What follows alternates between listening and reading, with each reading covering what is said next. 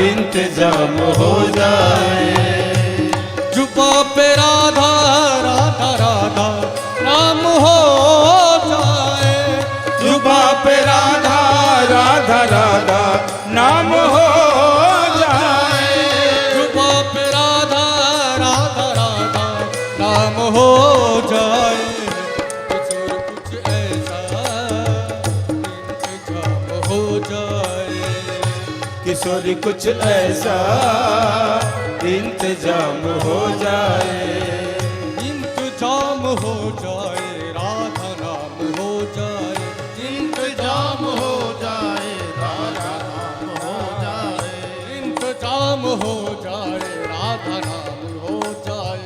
इंतजाम हो जाए, राधा नाम हो जाए। किशोर कुछ ऐसा इंतजाम हो जाए। किशोरी कुछ ऐसा इंतजाम हो जाए। इंतजाम हो जाए, राधा नाम हो जाए। इंतजाम हो जाए, राधा नाम हो जाए।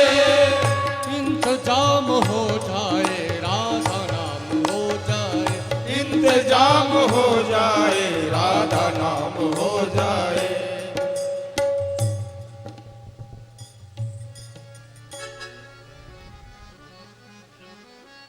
हाँ, मैं आशीष जी को बुलाना चाहता हूँ कि वो भी माल्यार्पण कर, आशीष अग्रवाल जी अमर उजाला वाले और भाभी जी आकर के माल्यार्पण कर आशीर्वाद प्राप्त करें महाराज जी का। हरिओम जी, हाँ हरिओम राधा माधव के मैनेजर आप भी आएँ और माला पहना करके, हरिओम अग्रवाल जी, आशीष जी माला पहना करके महाराज जी से आशीर्वाद प्राप्त करें। आरिंदर सिंह R1 बैंक के मैनेजर आप भी आ जाएं।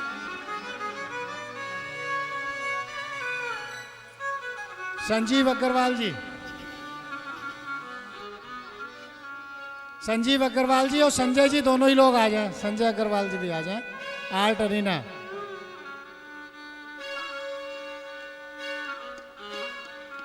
राजीव गुप्ता जी, पवन जी आप लोग भी आ जाएं। पवन अग्रवाल जी, नहीं ये ले लो।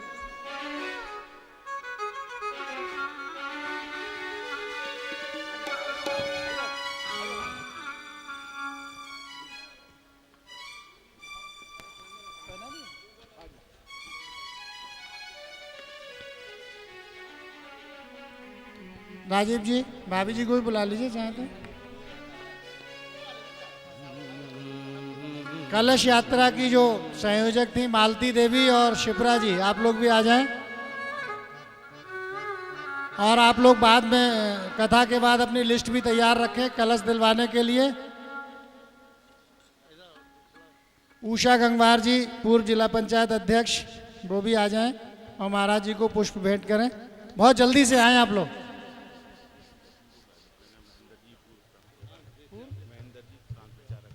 महेंद्र जी भी आ जाएं जो पूर्व प्रांत प्रचारक हैं, वो भी महाराज जी को माला पहना करके आशीर्वाद प्राप्त करें।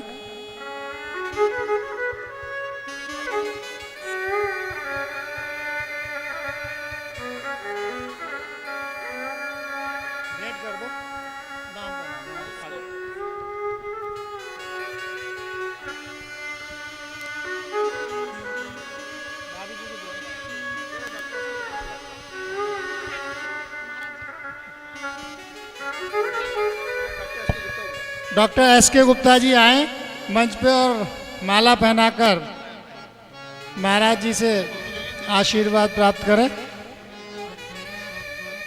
अच्छा, आपने कुंभ के लिए भी सेवा की है।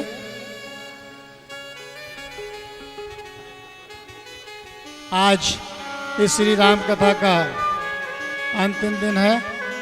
और किसको बोलो? रामपाल सिंह अगर हो, नहीं करुणा आ जाएं और माला महाराज जी को पुष्प भेंट करके आशीर्वाद प्राप्त करें।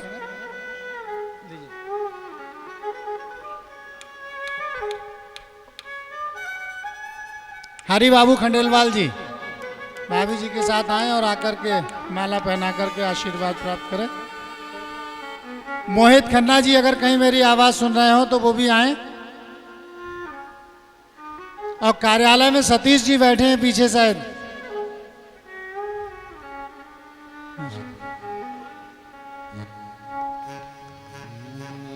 शांतनु रोहतगी जी अगर कहीं पर हो।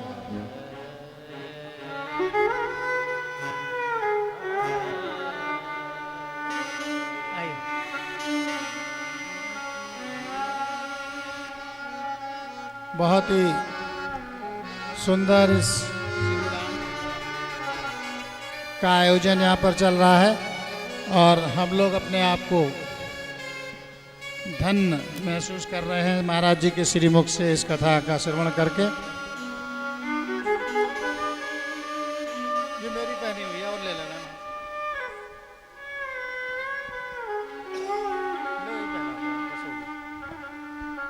और अब मैं आपके और श्री महाराज जी के बीच में ज़्यादा समय नहीं लूँगा क्योंकि हम लोग ऑलरेडी लेट हो चुके हैं।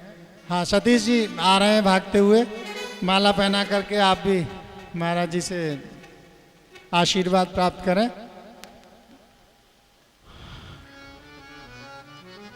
जो लोग उज्जैन के महाकुंभ के लिए सहयोग राशि देना चाहते हैं वो हमारे कार्यालय में सतीश जी से बात करके जो भी सहयोग देना चाहते हैं उसकी रसीद प्राप्त कर लें। और जो लोग गुरु दीक्षा लेना चाहते हैं महाराज जी से वो कार्यक्रम के बाद स्टेज के राइट साइड में एक जो कमरा है वहाँ पर महाराज जी से मुलाकात होगी और वो गुरु दीक्षा ले सकते हैं।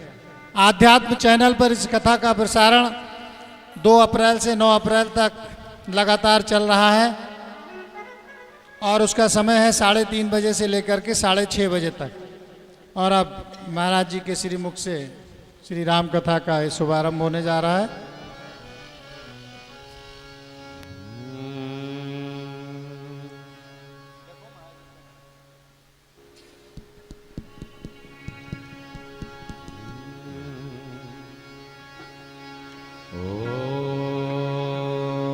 गुरुर्ब्रह्मा गुरुर्विष्णु गुरुरेव महेश्वरः गुरुरेव परब्रह्म तस्मै श्री गुरवे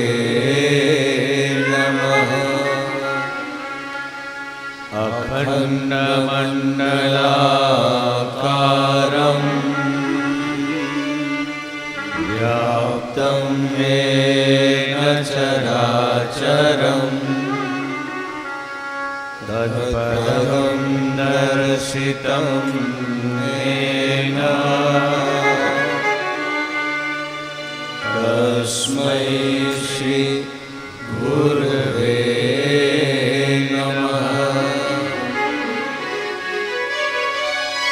गुरुवर गुरुता दीजिए हे पावन श्री राम जन जन के सुख चैन कभी न लो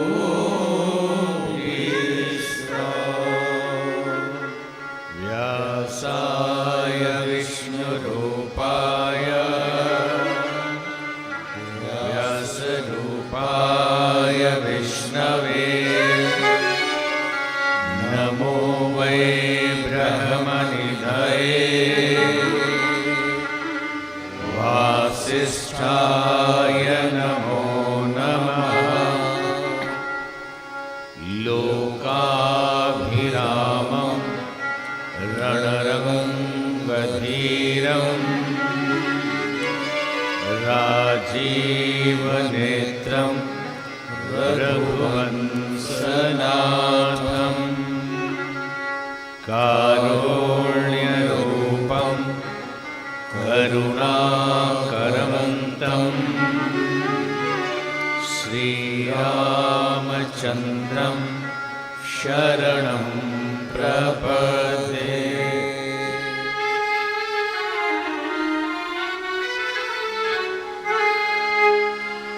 पुनि मन बचन कर्म रघुनायक, पुनि मन बचन कर्म रघुनायक, चरण कमल बंदहु सब लायक, चरण कमल बंदहु सब लायक, राजीव नयन भरे धनुषायक,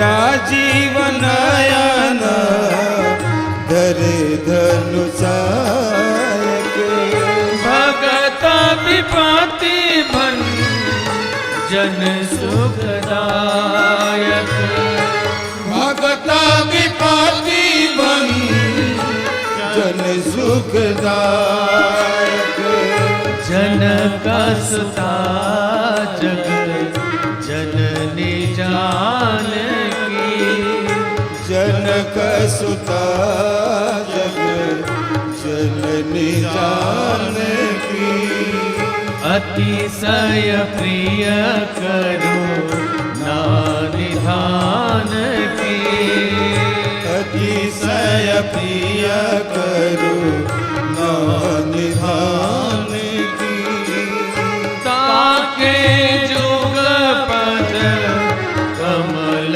मनावो, ताके जुग पद कमल मनावो, जासु कृपा निर्मल मति पावो, जासु कृपा निर्मल मति पावो, जासु कृपा निर्मल मति पावो, जासु कृपा निर्मल मति पावो। आए हनुमंत विराजिए, कथा करो मति अनुसार, प्रेम सहित गति धरो, पधारिए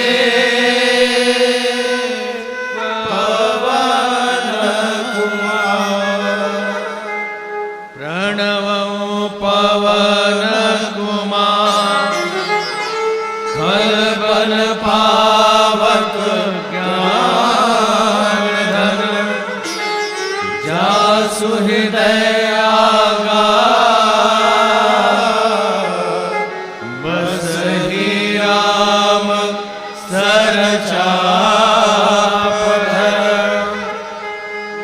मनोजवं मारुततुल्यवेगं, जितेन्द्रियं बुद्धिमतां वरिष्ठं, वातात्मजं वानरयूथमुख्यं,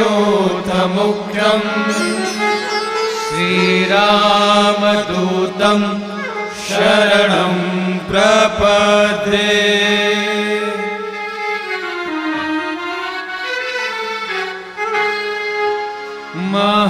महावीर बिन वौ हनुमाना, महावीर बिन वौ हनुमान, राम जासु जस आप बखाना, राम जासु जस आप बखाना, सादर शिवहि नाई अब माथा,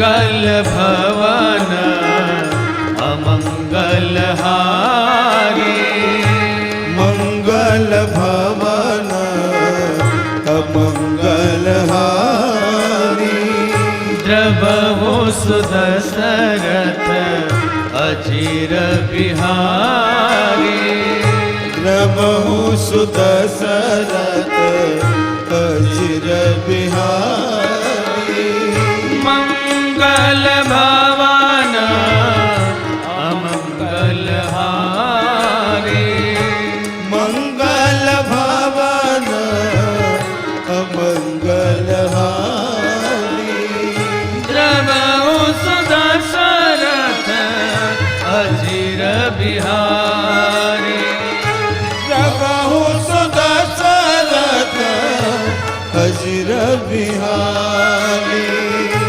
मोर सुधारहि सो सब भांति, मोर सुधारहि सो सब भांति, जासु कृपा नहीं कृपा अघाती, जासु कृपा नहीं कृपा घाती, सिया राम मय सब जग जाने, सिया राम मय सब जग जानी, करहु प्रणाम जुरि जुग पानी, करहु प्रणाम जोरि जुग पानी, करहु प्रणाम जुरि जुग पानी, करहु प्रणाम जोरि जुग पानी, करहु प्रणाम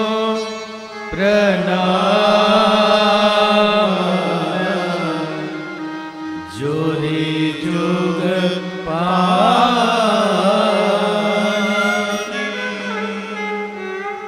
बोलिए सियावर रामचंद्र भगवान की जय, बोलो लखन लाल की उमापति महादेव की पवन सुत हनुमान की गोस्वामी जी महाराज की सदगुरुदेव भगवान की तिरुपति नाथ महादेव की बोलो भाई सब संतन की आत्मीय बंधु देवतुल्य भाइयों तथा शक्ति स्वरूपा माताएं बहन,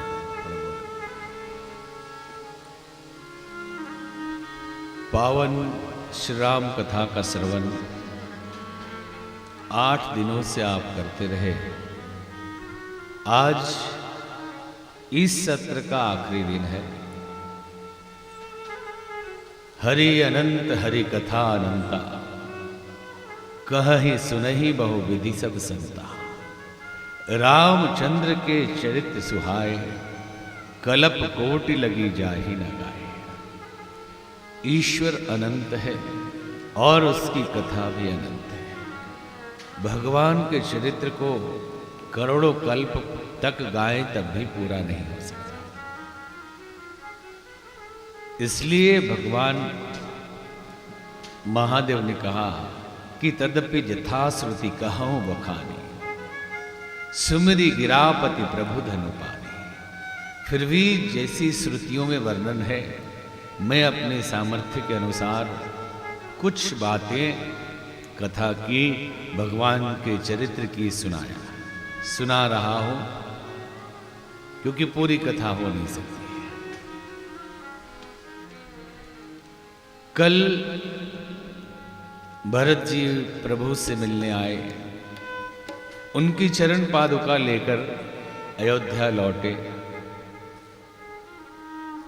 और जैसे भगवान बलकल वस्त्र में थे, उस दिन से भरत जी ने भी वैसा ही वस्त्र धारण किया। ठीक वैसी ही तपस्या शुरू की कि भले ही मुझे वनवास का अवसर नहीं मिला, अवध में रहते हुए भी मैं वैसे ही रहूंगा जैसे प्रभु वन में रहते हैं। और ये गद्दी तो उनकी धरोहर है, मैं उनका चाकर हूं। चरण पादुका रख के उनके प्रतिनिधि के रूप में सेवा करने लगे। भारतीय संस्कृति में भ्रातृ प्रेम का यह अद्भुत उदाहरण है। इससे बड़ा त्याग लौकिक जीवन में नहीं देखा जा सकता। जहां सारी दुनिया वैभव के पीछे भाग रही है, दृष्टि इतनी संकीर्ण हो गई कि अपने हिस्से की तो छोड़े, दूसरे के हिस्से का भी अपने पास आ जाए, इसके लिए सारे तिकड़म कर रहे हैं। अगर इतना भी होता कि अपना हिस्सा मिल गया, शांत हो गए, भाई को जीने देते, लेकिन उसका भी और हड़प लेने के लिए चिंतित रहते हैं। और कहा जाता है, ईशावास्य इदम सर्वम यत् किंचित जगत्याम जगत त्येन त्यक्तेन भंगिता मां गृध्र कस्य स्वेदनम। ईश्वर का वास कण कण में है, आप भोग करें इसकी मनाही नहीं, साधन संपदा कमाएं इसके लिए भी मनाही नहीं। वैभवशाली हो जाइए, त्याग करके भोग करिए, त्याग करके खाइए, और दूसरे के संपदा पे, दूसरे के धन पे गिद्ध दृष्टि नहीं रखिए। एक तरफ इतना जबरदस्त उदाहरण कि जिसे गद्दी मिली, गद्दी तो ठुकरा दी, और तपस्वी का जीवन जीते रहे, एक गुफा में निवास करते रहे। वास्तव में आदमी का चरित्र ही उसे वैभव दिलाता है, उसे सम्मान दिलवाता है। यहां सुख और दुख, हम दुखी होते हैं अपने कर्मों से। किसी को राजगद्दी पर बैठ के सुख मिलता है। सुख और दुख दोनों मानसिक अवस्था है। कोई मलाई खा के भी सुखी नहीं, और कोई सूखी रोटी में भी आनंद लेता है। कोई महल में रह के भी सुखी नहीं, नींद नहीं आती, और कोई टूटी खाट में भी आराम से सो रहा है। सुख सापेक्ष है, तो कोई राज हड़प के भी सुखी नहीं, कोई दूसरों के हिस्से का वैभव लूट के भी सुखी नहीं, और कोई अपने हिस्से का भी लुटा के सुखी रहता है। अपने हिस्से का भी लुटा के सुखी रहता है। कई लोग दान करके सुखी होते हैं, और कई लोग दूसरे दान कर दें, देख ले तो दुखी हो जाते हैं। एक आदमी बड़ा दुखी था, तो किसी पड़ोसी ने आके पूछा कि आजकल क्यों दुखी हो? क्या बताए, हमारे पड़ोसी ने 1 लाख दान कर दिया। इतना कहीं दान किया जाता है? इस बात से दुखी है कि दूसरे ने दान कर दिया। अपने घर से जाए तो बात अलग, दूसरे का भी जाए तो तकलीफ है। हमारी संस्कृति त्याग और बलिदान की संस्कृति है। यहां लोगों ने अपने चरित्र से, अपने जीवन से आदर्शों के उदाहरण प्रस्तुत किए हैं। केवल बोलने के लिए ईमान नहीं, केवल बोलने के लिए त्याग नहीं, सचमुच त्याग किया है। अभी इस कथा के क्रम में प्रसंग चलता रहा कि कुंभ का मेला है, ऋषि मुनि आएंगे, उनके लिए यदि आप कुछ कर सकते हैं तो करिए। आज बड़ा अद्भुत खंडेलवाल जी ने एक उदाहरण बताया कि यूं तो समर्थ लोग हैं इस शहर में, कुंभ में बरेली वाले ना करें तब भी कुंभ चलता है, करना चाहिए। लेकिन ये बात ऐसी है कि उन्होंने सोचा कि जन जन का सहयोग मिले। यूं तो 10-20 लाख तो 4-5 बैठे यही भेज दे, लेकिन जन जन का सहयोग जाए इसके लिए बैठ गए वहां। लेकिन उनको वहां रोना आ गया, हृदय द्रवित हो गया ये देखकर कि एक बालक ने अपने पॉकेट खर्च से 50 रुपया दिया और किसी ने ये कहा कि 50 रुपए का रसीद नहीं मिलता, तो उसने कहा 50 में कल ला के और दे दूंगा, मेरे भी हिस्से का इसमें लगना चाहिए। ये असली जो दान है ये उसका दान है। हमारी संस्कृति ये वो धरोहर है, उसके अंदर का भाव उसे श्रेष्ठ पुरुष बनाएगा। नहीं तो करोड़ों रख के लोग बैठे रहते हैं, दवाई में खर्च हो जाए, शराब में खर्च हो जाए, शादी की पार्टियों में अहंकार के प्रदर्शन के लिए बड़े बड़े तमाशे लगाए जाएं कि लोग समझें कि बड़े आदमी हैं, और कहीं जरूरत है वहां लगाने में परेशानी आती है। असली दानी तो ये है, असली दानी तो ये बालक है। हमारी संस्कृति में लोगों ने जीवन से उधार लिया। प्रसंग तो अभी शुरू होगा, एक घटना याद आ गई कि बनारस की गलियों में एक युवक खाली बदन चला जा रहा था। ऊपर से आंसू की कुछ बूंदें उसके सीने पे पड़ी, गरम गरम आंसू। उसने आंख उठा के ऊपर देखा, बनारस की राजकुमारी रो रही थी, काशी की राजकुमारी रो रही थी। और उस युवक ने पूछा कि क्या बात है? जिस देश की राजकुमारी सुखी ना हो, संतुष्ट ना हो, दुखी हो, उस देश की प्रजा का क्या होगा? आप अपना दर्द बताएं। उन्होंने कहा आपसे नहीं होगा। कहने लगे आप बताइए तो सही। तो राजकुमारी कहने लगी कि हमारी संस्कृति आज लुप्त होती चली जा रही है। ये वो काल था जब वैदिक धर्म का ह्रास हो रहा था, बौद्ध धर्म के विकृत स्वरूप का प्रचार हो रहा था, जबरदस्ती लोगों को धर्म परिवर्तन कराया जाता था, कत्ल किए जाते थे, क्योंकि बहुत सारे राजघराने बौद्ध हो चुके थे। बौद्ध धर्म के जो सार्वभौम सिद्धांत थे उसकी निंदा हम नहीं करते, लेकिन उस काल में कुछ ऐसे सिद्धांत आ गए थे तंत्र के और दूसरे चीजों के, जो वैदिक संस्कृति को पूरी तरह नष्ट करने पे आतुर थे। तो राजकुमारी ने कहा कि आज वैदिक संस्कृति का ह्रास हो रहा और इसे बचाने वाला कोई नहीं। अब तो ऐसा लगता है कि इस धरती से वैदिक संस्कृति नष्ट हो जाएगी, और रोने लगी। उस युवक ने कहा कि मैं वैदिक संस्कृति का उत्थान करूंगा। तो जिसका विरोध करना है उसका अध्ययन करना पड़ेगा। नालंदा विश्वविद्यालय में जाकर उस युवक ने नामांकन कराया और शपथ लेना पड़ता था कि यहां से निकलने के पश्चात आप बौद्ध धर्म का प्रचार करेंगे।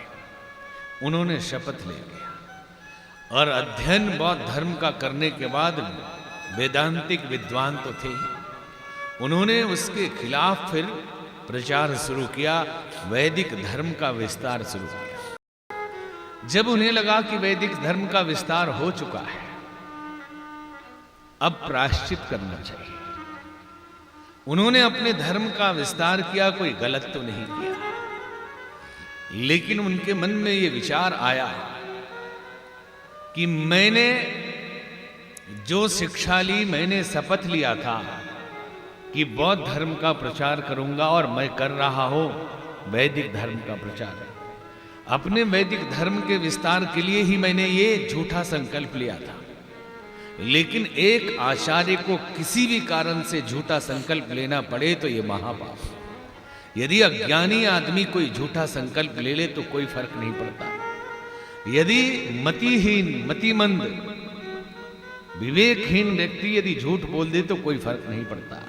लेकिन वो लोग जो राष्ट्र के नायक हैं, वो लोग जो राष्ट्र के आचार्य हैं, वो लोग जो राष्ट्र जिनके पीछे चलता है, जो महाजन है, महापुरुष हैं, जो संत हैं, जो ऋषि हैं, अगर वो झूठ बोलते रहे और झूठ का संकल्प लेते रहे तो संस्कृति की रक्षा होने के बजाय संस्कृति और नष्ट हो जाएगी।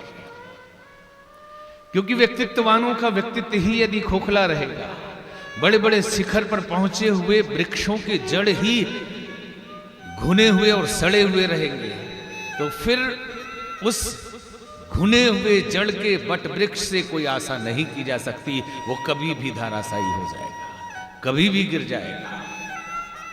तो उन्होंने निर्णय लिया कि मैंने जो किया अपने धर्म के लिए किया और अब मैं अपना व्यक्तिगत धर्म का पालन करूंगा। उस जमाने में झूठ अगर कोई धर्मात्मा इस तरह से बोलता है, उसके लिए एक ही सजा थी कि धान की भूसी में अपने को रखें, आग लगाए और तिल तिल कर जले।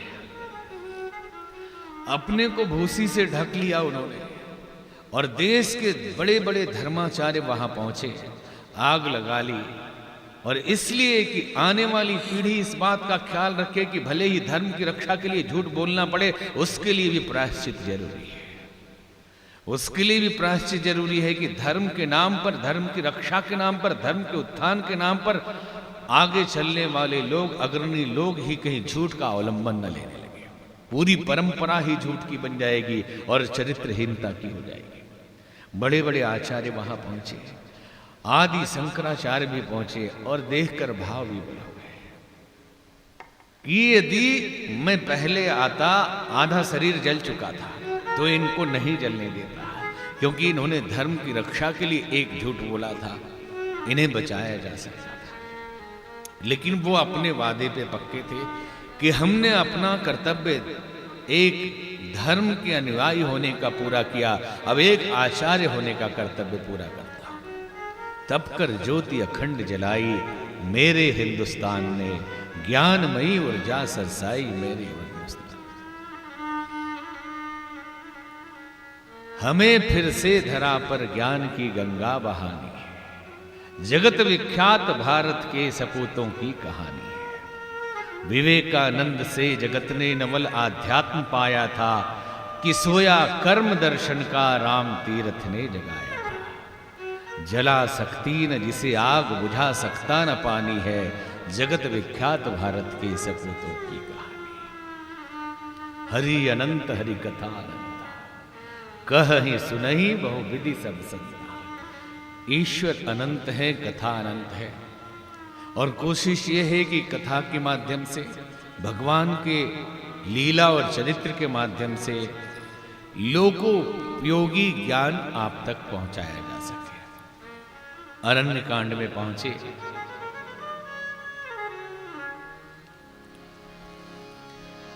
ओम राम गुण गोड़ पंडित मुनि पावहि विरति, पावहि मोह विमूढ़, जे हरि विमुख न धर्म रति।